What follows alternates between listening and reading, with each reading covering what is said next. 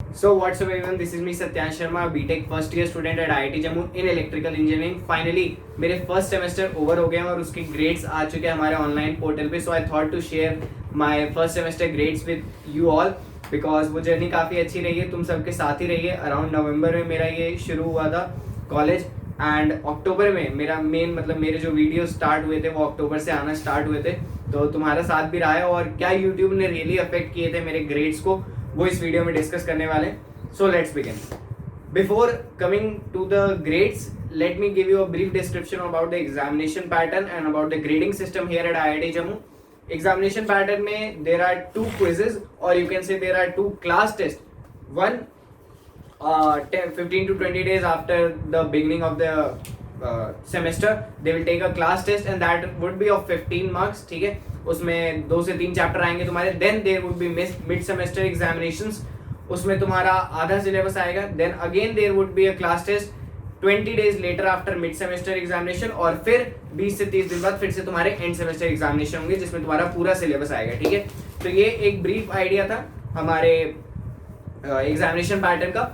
And now talking about the grading system eight IIT Jammu, there are two types of courses, credit course and non credit course. Non credit courses में you just have to depend on the attendance. अगर तुमने classes attend की हैं, if your attendance is marked then you will be provided that passing certificate or whatever in that particular course. ठीक है, credit courses में क्या होता है, you have to give examination also, attendance लगानी होती है नहीं लगानी होती तुम्हारे ऊपर डिपेंड करता है, बट एक मिनिमम क्राइटेरिया जरूर होता है अटेंडेंस का and that is I think 75 या 80% here at IIT Jammu. तो उतनी अटेंडेंस तो तुम्हें लगानी पड़ेगी. ठीक है, तो let me tell you about the subjects which I faced at first semester in IIT Jammu. Number 1 basic electrical engineering, number 2 engineering mechanics, number 3 calculus, number 4 computer and programming and number 5 environment and sustainability. ठीक है, तो ये जितने थे पांचों ये credit courses थे. Apart from this there were 2 non credit courses, English language and art culture and drama. ठीक है, ये 2 नॉन क्रेडिट कोर्सेज थे तो इनमें अटेंडेंस ही लगने वाली थी. Now starting with my grades, let me begin with basic electrical engineering. अब इसमें भी हमारे कई तरीके के ग्रेडिंग सिस्टम होते हैं. For example if you get double A in a particular subject that means you have scored 10 CGPA. if you get AB in a particular subject that means you have scored 9 CGPA. और ऐसे ही तुम एक एक CGPA घटाते चलो, B भी आएगा, it means you have scored 8 CGPA and all that. ठीक है, and final CGPA is calculated by credits into CGPA divided by total number of credits. ठीक है, ये समेशन वाला रूल होता है CGPA निकालने का. आई होप तुम लोग ने पढ़ा होगा ये particular rule. In basic electrical engineering I got AB, that is I got 9 CGPA और वो 3 क्रेडिट का कोर्स था तो 27. ठीक है, ऐसे सम कर लेना तुम साथ में, मैं अभी सम नहीं कर रहा हूँ, तुम अपने कैलकुलेटर में करते रहना. तो बेसिक इलेक्ट्रिकल इंजीनियरिंग में पढ़ाते क्या है, बेसिक इलेक्ट्रिकल इंजीनियरिंग में तुम्हें थोड़ा सा पहले का पढ़ाएंगे, जैसे मैक्सिमम पावर ट्रांसफर थ्योरम हो गया तुम्हारा, कुछ नए थ्योरम्स पढ़ाते हैं, नॉर्टन्स थ्योरम, थेवेनिन्स थ्योरम. ये सब नाम सुनने में तुम्हें डर लग रहा होगा but trust me they are very very easy. But इसके बाद जो थोड़ा सा शुरू होता है, जैसे डीसी मशीन जब शुरू होते हैं वो थोड़ा टफर पार्ट रहता है. इंडक्शन मोटर, ठीक है, DC motor, DC generator and all that, वो थोड़ा सा टफ रहता है. तो ये बेसिक आइडिया था बेसिक इलेक्ट्रिकल इंजीनियरिंग का. Number 2 engineering mechanics. अब इंजीनियरिंग मैकेनिक्स में तुम्हारा मोस्ट प्रोबेबली वो 11th-12th वाला फिजिक्स वाला ही पार्ट रहता है. ठीक है, मैकेनिक्स एक डायनेमिक्स होता है और एक स्टैटिक्स होता है. ठीक है, और इसमें मेरे आए थे AA यानी कि 10 CGPA और ये भी 3 क्रेडिट का कोर्स था. ठीक है, तो अगर तुम्हारे 11th का मैकेनिक्स वाला पोर्शन अच्छा है then definitely you are going to score great marks in this particular subject. Number 3 आता है कैलकुलस. अब कैलकुलस यार एक ऐसा सब्जेक्ट जो सब एक्सपेक्ट करते हैं कि हमने 12th में काफी अच्छे से किया है, क्योंकि 12th का सबसे इंपॉर्टेंट वही रहता है. जेई एडवांस, जेई मेंस में भी उसका वेटेज काफी ज्यादा रहता है. सो हम ये सोच के उसको प्रैक्टिस करते हैं कि हमें अच्छा स्कोर करना है, तो डेफिनेटली कैलकुलस एक सबका स्ट्रॉन्ग टॉपिक होता है. बट यहाँ कॉलेज में आने के बाद कैलकुलस सबका वीक टॉपिक बन चुका था. Trust me, it was really really very very difficult to go through that particular subject in our college.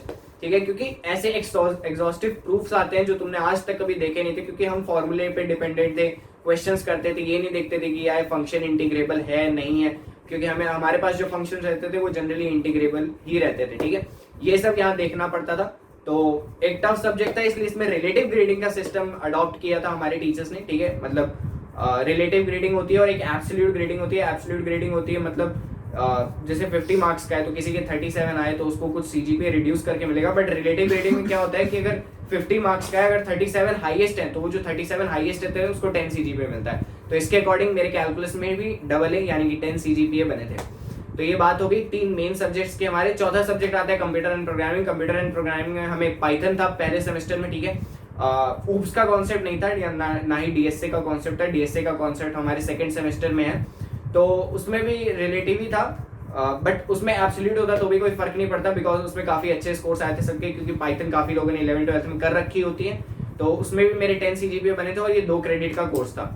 इसके अलावा कंप्यूटर प्रोग्रामिंग की लैब हुई थी, ठीक है। तो लैब में कुछ नहीं करना होता है, जो हमारे टीएस होते हैं, देखो एक होता है टीचर जो तुम्हें क्लास में पढ़ाएगा, लैब में टीचर भी रहता है, अपार्ट फ्रॉम दैट कुछ और सीनियर्स रहते हैं एमटेक या पीएचडी वाले, they guide you with your doubts, okay.